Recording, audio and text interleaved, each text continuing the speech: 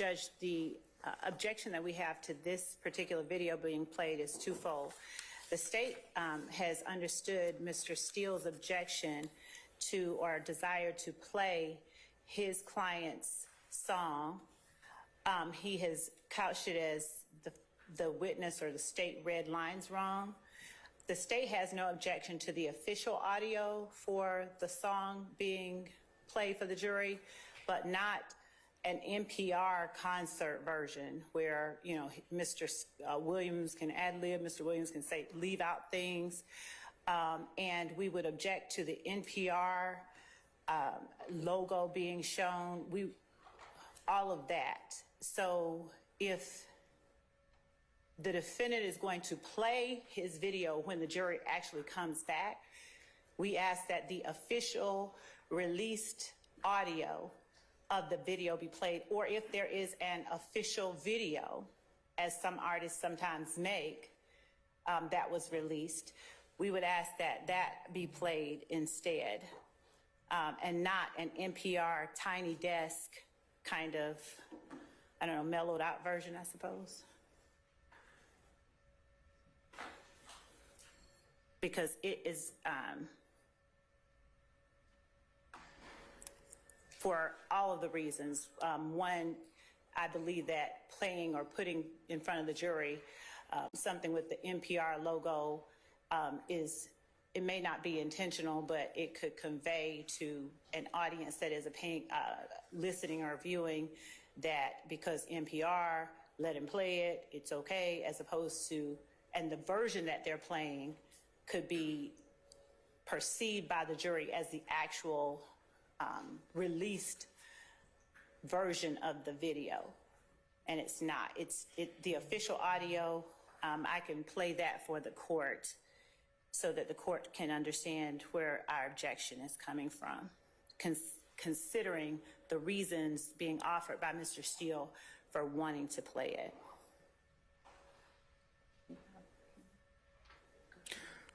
All right, Mr. Steele. Would the court like for us to play the official audio? Yeah, let me hear the other one first, and then I'll address. Mr. Kearns. You'll need to also mark it as an exhibit, the next state's exhibit for identification.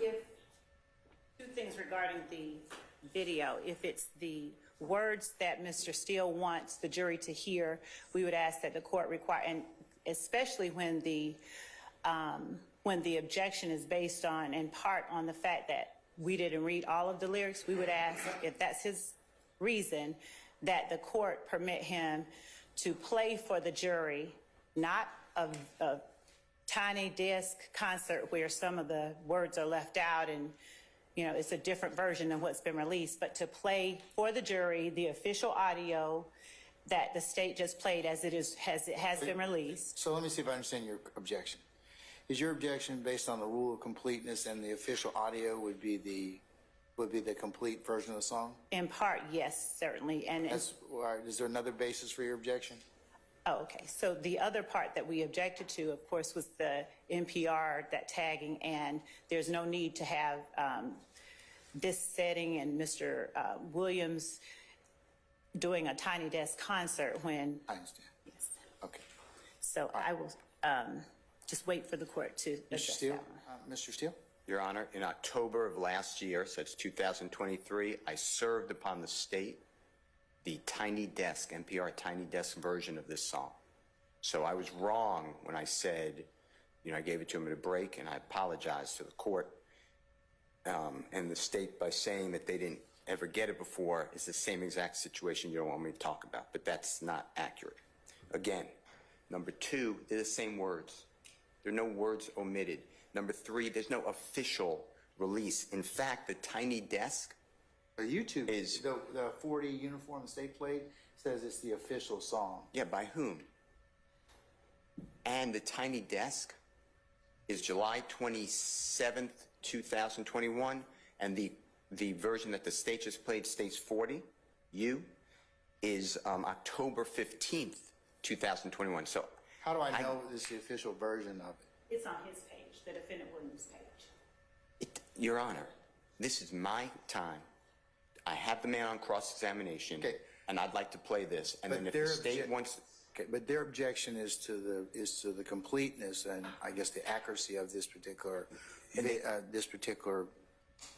video, which would be defendant Williams 38. The only thing that is not complete is when Miss Love read certain logos and lyrics. I am playing the complete song. What Mr. Williams said on NPR is tiny desk, which is Mr. Williams number 38, is going to be identical to the lyrics in October 15th, 2021. So I, at some point, get to choose how to do the case, and it's more. I don't think it's a question of just you choosing the case. You're right. You do get to present whatever case that you, from what position you're presenting it from, but.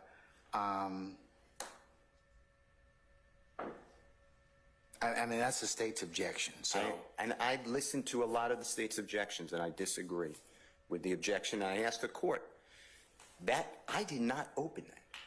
I was going to play it anyway in my case in chief, but the state asked question after question and lyric after lyric, not entirely. And I want to play the whole version, and I should not be handcuffed by the state saying specious things like they're not the identical versions or it's not the official version. I am playing what Jeffery Williams said out of his own mouth, live, before this jury. They can see it, and it's more audible. You can hear it better. So that's what I choose to play, and I'd like to play it, and I intend to play it unless, of course, you know, I would obey you always. All right, but that's what I'd like to do. All right, that's the first thing. The second thing is the NPR logo and everything, and such as that we that the state's objected to. Can it be removed? I didn't actually see it, but I don't know. I can't answer that question, but we can see. But I'll identify it as NPR Tiny Desk, and I will play it. I'm not sitting here, you know, The state's advertising made an objection as to the NPR issue. I made an objection as to a lot of things. I know, and I've removed a lot of the things that you, for the last video that was thought to be played, it had some objections and it needed to be sanitized. I didn't want any of that except for. But I do think that sanitized meaning that it has things that are objectionable. So, and I agreed with that. I agree with the state. You should remove those markings if you're going to play that. I will orient the witness though, and then I will I have to ask Mr. Kokomo. He gave me a thumbs up, so I assume that means yes, but I don't know. But I assume that means it can be done. I don't personally know. All right. That's what Mr. Kokomo. Ms. Love, I'm going to overrule your objection I'm going to let him play it. Your Honor, understood and understand the court's ruling regarding that. Just as a matter of course, I would ask that Mr. Steele not be allowed to tell the jury or orient the witness by saying that it's an NPR tiny desk video. I would agree with that, Mr. Steele. And that... Sure, over your objection. Over your objection, yes, sir. I don't know what the harm is to tell the truth to the jury that he performed it on time desk and that's where it's from. So I respectfully ask you not to limit me. You know, the state of Georgia Your Honor, has put in so much character evidence over my objection. Now they're saying we don't want NPR because it's somehow, I don't really know how. I don't really know what's wrong with NPR or what's positive with NPR. I don't think it's the. I don't think it's the. It's just the. It's kind of like the proponency of the video that you showed that was objected to, law and crime. Okay. I mean, and the state's objected to that particular issue, so I mean, I should probably remove that as well. So I don't think that's beyond the realm of acceptable things to consider, because remember, the issue is the song itself. It's not the carrier. So if you could just go ahead and remove that. Mr. Kokomo says he can do it. We'll get it done during the break. and Your Honor, one more thing. Just one thing Hold on. about the law and crime. The reason I was offended by that, and when I say offended, me, and not your ruling or anything, because it says law, which some people would think like that's a good thing to have laws, and crime, and that's a bad thing. And we're charged with crimes. That's why I wanted that gone. It wasn't like, law and the justice system. I wouldn't have had a problem, or just legal trials. I wouldn't have had a problem with that. NPR is not prejudicial to anybody. You made your point, sir. Over your objection. Please remove it. Okay, so we're going to go ahead and do that over lunch. And so, What Your else? Honor, the other issue with that video snippet, Tiny Desk generally plays snippets of songs because it's a 30-minute segment where they play many different songs. The version that Mr. Steele is asking the court to play, I'm assuming for the rule of completeness, is not the complete version. The version that is the complete version is the version that is on the defendant, Jeffery Williams's YouTube site, where he says this is and Ms. Hilton will share it with the court as I'm speaking. It is the version that he released himself on his site. So we're asking that since it is for the purpose of playing the actual lyrics that are being spoken by Mr. Williams for the jury in their entirety, that Mr. Steele not be allowed to cut out portions when that is the sole reason he wants to play it, and that he be required to play not this different version than what he has actually released. So, and the court can see Young Stoner Life records exclusively distributed by the entity after that, and hashtag Young Thug, hashtag Droppin Jewels, hashtag Pump, and so forth and so on. This is from the defendant's own website, and when he is offering it up for the reasons he is at least represented to this honorable court, we would ask that he not be allowed to confuse the issue and not play what is actually the official audio that the defendant himself released to the rest of the world, as opposed to the, video. All right. Thank you. It seems like maybe I need to get granularity on. This might not be something I play right now. It'd be played right now because both of you have thrown around the word official, and I don't know what official is, and unless you all can agree upon it, because the reason I say this, counsels, is that it affects the rule of completeness. So there's either got to be an official release, which has all the song, and not just, you know, a remake of the song or a riffing of the song or whatever.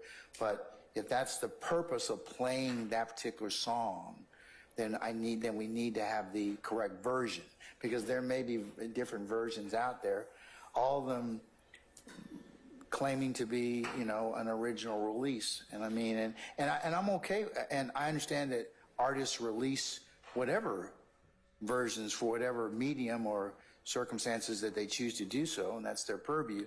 But for this particular evidentiary issue, it would have to be something that both sides can agree upon, or somebody's going to have to come in here and tell me this is what happens when that the official song is this. Your Honor. Is it the Recording Academy? Is it whatever? I don't know. But Your Honor, you are being, and I'm not saying it's intentional, you are being misled across the aisle from where I sit. The words are identical. You keep being told something that's not accurate. So I will be playing like you ordered, unless you changed your order. I will be playing. I haven't ordered. I haven't ruled yet. You overruled the state's objection, and you said that I could play what I want to play. And then Ms. Love just. But they're telling me that that's not the original version. You asked, the tiny desk. The tiny desk. Ask the question. What is omitted? The answer will be nothing. Has anything omitted, Ms. Love? Is there anything omitted from the Tiny Desk version versus the YouTube version? Your Honor, if the court looks at the time alone, the court can see that. But the point that we're making is that we ask that the court listen to both of them, and then. And I can't really, and I'll be honest with you, I can't really tell other than. Then the court allow us over the lunch break to compare the two. Since Sure. there is an official version. Absolutely. And so we will do that, and we will bring that back before the lunch break ends. Okay. And when the court tells me that the time is appropriate, I would like to address the second exhibit that Mr. Steele. What's the second exhibit now, Mr. Steele? Is there something else you were gonna? He has said, Mr. Steele has indicated that he seeks to introduce his client's words, and that is absolutely. Client's words in terms of what? An interview that Jeffery Williams did about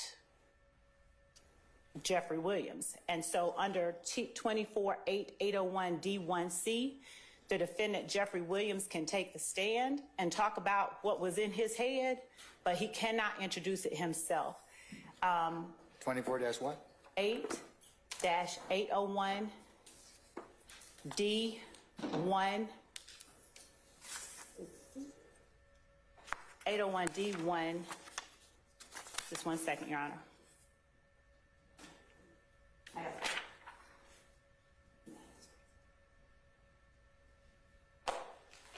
Are you talking about prior consistent statement? No, Your Honor. 24-8-801-D2A.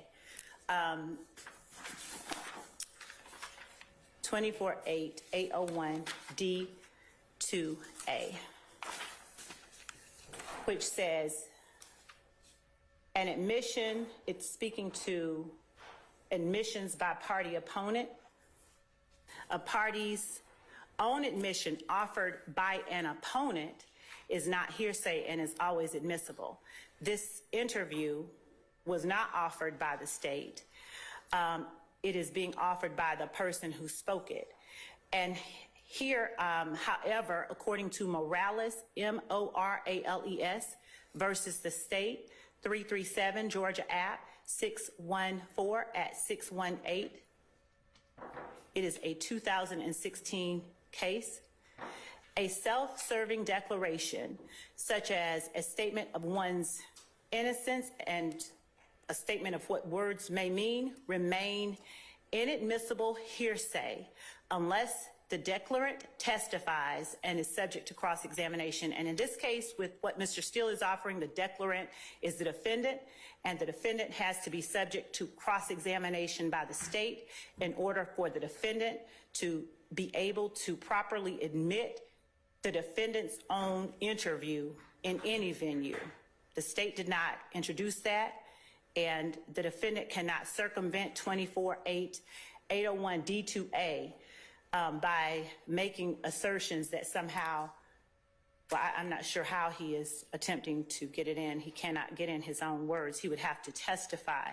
A declarant cannot attempt to introduce Any such statement, it is well established in both state and federal law, and defendant counsel Steele cannot cross-examine the defendant about his statements made in the interview, whether the witness heard those statements, whether the witness saw the interview.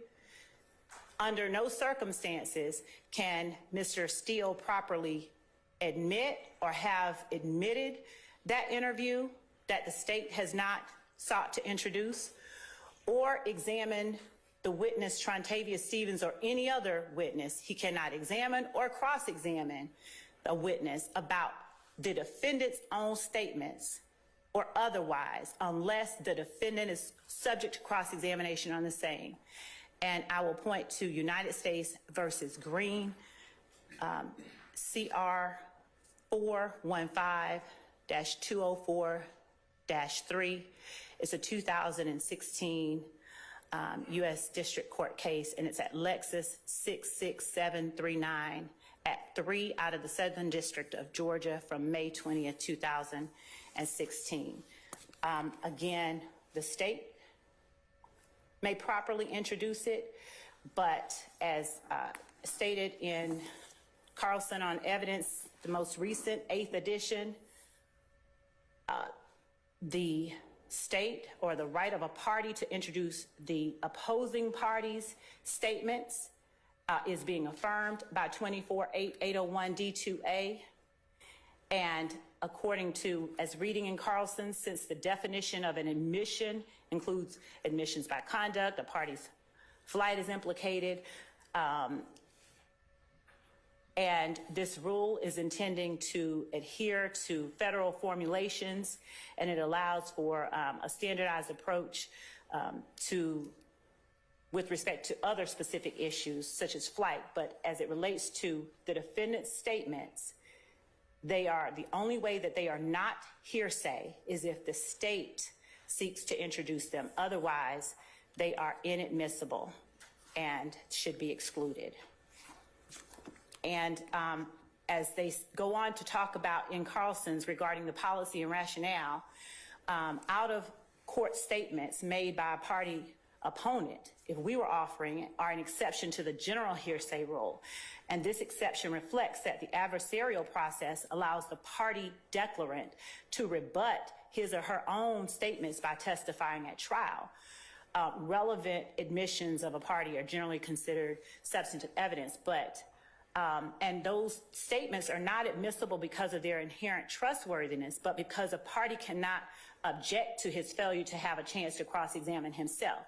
If the state is forced to endure the defendant introducing his interviews left and right without being given the opportunity to cross-examine the defendant, then the state is unfairly burdened and is not allowed the opportunities that the law requires as it relates to a fair trial and getting the actual truth in front of the jury, and the defendant can just put in whatever words he wants that he speaks without ever having to endure cross-examination. Thank you, Judge.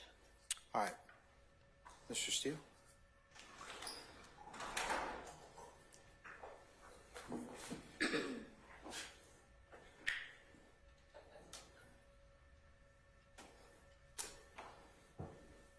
Your Honor, 24-8-801 D2A, I hope the court finds does not apply. This is not a self-serving statement.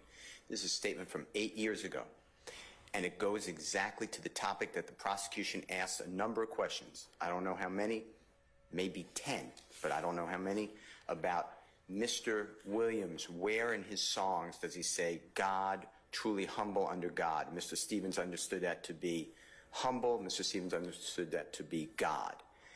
Mr. Williams gives an interview. He explains, I want to be Jeffrey. Young Thug is a brand, but it sells millions, it makes millions of dollars. I want to be humble. I want to be harmless. Everybody now, because of my brand, comes at me, and I have to go hard at them because that's what I portray. But I don't want it to be like that, and I don't want my children to be like that. That is all encapsulated. What misled did is what Courts have told me, well, you told me actually during this trial, I may have opened the door. I may open the door. I could be opening the door. Miss Love opened the door. She now leaves the jury with the impression that this was made up, that this is not about being humble, that Mr. Williams is not about anything except a gangster. And he gives an interview well before this.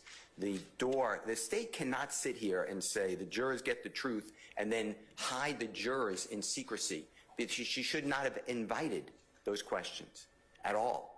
But she did, she being the Honorable Miss Love, and I get to cross them because otherwise. So what's your basis for saying it's admissible? And how long? That's my first question. Second question is, how long is the interview? 3 minutes. It's longer, but I'm just going to show the relevant part. But I'm going to put in the whole thing, but I'm just going to show the relevant part at 3 minutes. It starts at 9 minutes and 10 seconds, and it goes for about 3 minutes. Yeah. It might even be less. Here's the issue. It might be less than 3 minutes, actually. So what's your evidentiary basis for putting it in, Mr. Steele? Because I am going to show that the impeachment of the state on redirect was erroneous, and that this witness has knowledge that it's erroneous. He keeps saying it's got to be that witness's statement. It's got to be that witness's statement. They're asking about Mr. Williams' statement. That's all. No, but what you're trying to introduce is what's a better part of a prior consistent statement. No, I'm not trying to do that. Ms. Love put in on cross-examination, excuse me, on redirect, she said, when did Mr. Williams ever say truly humble under God in any song? Then it got into a conversation about God. That's how you got into that song that we've been talking about. Droppin Jewels. Exactly. That's the whole way that God got introduced into this case. Then Ms. Love, that was before the break. Ms. Love then, today, continued that. And she said, name any song, anything, where Mr. Williams talks about truly humble under God, humble God. And she put the gentleman on the spot, and he said, I know what he's saying. And Ms. Love then started to read the words out of context and not complete of the song Droppin Jewels. So I want to show that that man is not lying about this, that Mr. Williams has said to everybody, and I've served it on the state, has said, this is a big deal to me. And that's why I would like to bring it in, and I don't believe that the state can hide behind 801D2A when they open the door. They shouldn't have asked these questions. The evidence is there, and it's not a statement that goes to innocence. It has nothing to do with innocence. It goes to show what the state is going to do if you don't allow something like this is, if we were at a closing argument, they would say, that whole thing is made up. There's nothing about being humble. There's nothing about God. You heard Droppin Jewels, and sure, one part is interpreted as God, but he never says God. That's exactly the opposite of the truth. And she was asking Mr. Stevens for the words of Mr. Williams. Those words are clear. So I asked the court to admit them. Your Honor, briefly, Mr. Steele opened the door, and during opening statements, the state intentionally did not want to prejudice his client in any way when he began offering self-serving statements about thug, meaning truly humble under God. We approached, the court heard our objection. They're self-serving. This is a self-serving declaration by the defendant Williams that Mr. Steele not only opened the door on, or even spoke about rather, he cannot open the door to have his own client's words admitted over 24-801D2A. Not only did he speak about that in opening statements, knowing, because I said, if his client is going to testify that that's what it means, then fine. Mr. Steele at the court's bench said they are going to be able to get it in. And so what Mr. Steele did was ask Trontavious Stevens on cross-examination about various aspects of the defendant being, I guess, truly humble under God. What Mr. Stevens did was talk about what he knows the defendant has rapped about. And when I asked him, because he's a founder of YSL, okay, well, how many songs has he written about God?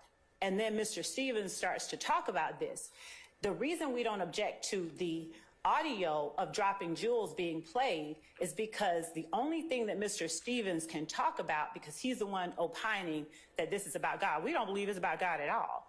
But the only thing he can talk about is what he heard. He responded that Droppin Jewels is about God. So I said, okay, tell me what part. Is this about God? Is this about God? To suggest somehow that because Defendant Williams in opening statement makes this absurd assertion that this means whatever he claims it now means.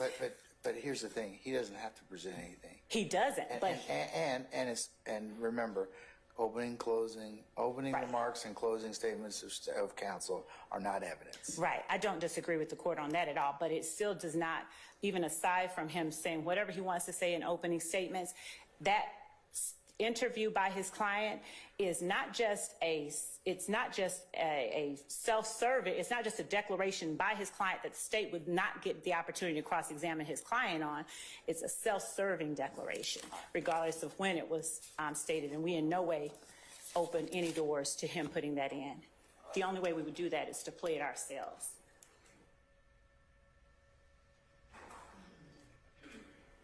And if the court would permit me one moment. Mr. Steele, this is an interview that you're trying to introduce, and what's it going to be marked as? Mr. Williams, number 39 on today's date, Your Honor.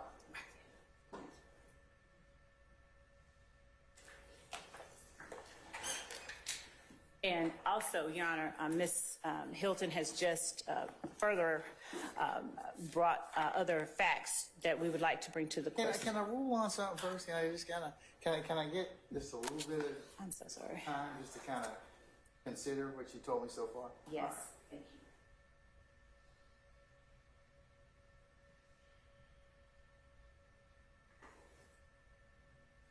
All right. Okay, so during the break, you all are going to work on whether or not or come to some agreement on Defendant Williams 38 or State's 40. As it pertains to Defendant Williams 39, Mr. Steele, I'm at this point in time believe it would be, I'd probably sustain the State's objection in regards to it being coming under 24-8-801D2 alpha. So at this point in time, I'd probably not admit that statement at this point. However, I'm not going to say it's not admissible at some point. Should you choose, or should the door be opened by somebody else? I'm not saying that the statement might not have any relevance or probative value, but at this point, through this witness, it would violate 24-8-801D2A. All right. So unless there's anything else, folks, I'll see you in about 30 minutes, okay?